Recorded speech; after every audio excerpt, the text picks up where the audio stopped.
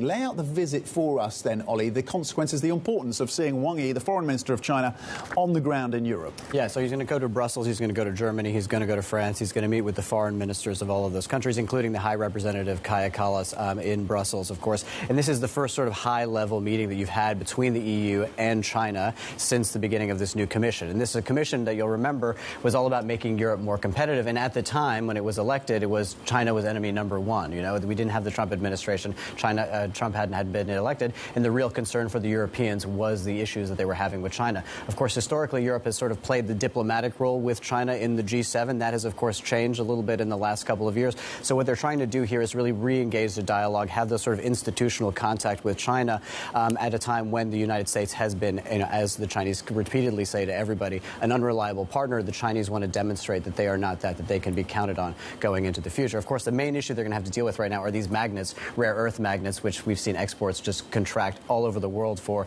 with their trade spat with the United States. The Europeans are affected too, and they're hoping to get those sort of going again because, of course, it's crucial for the car industry. Yeah, okay, so the trade, the rare earth magnets and how that plays into the broader trade conversations will be in focus.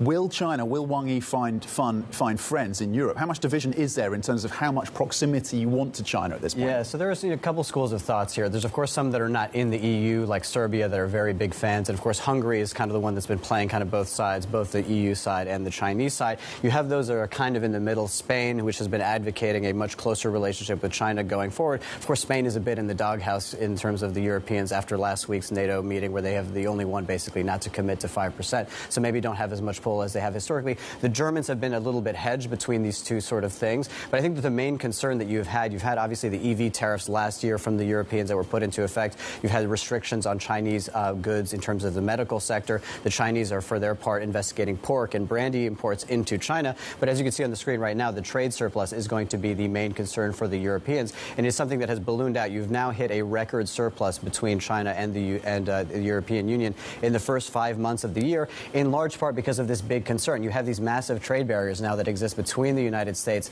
and China. Where does that overcapacity go? It goes into a Europe that is open, that is rich, and that is going to be one of their main concerns. So likely they'll have, you know, some sort of support, but really it's not going to change primarily the dynamic that there is between the Europeans and the Chinese, and that is one that the Europeans are very concerned about and need to rebalance that relationship. And we had something of an indicator of that when it comes to UK as well last week, with ONS data showing a huge tick up in exports from China to the UK. So we'll see if that's reflected in trade with Europe as well, and to what extent that provides and becomes a sticking point in these conversations.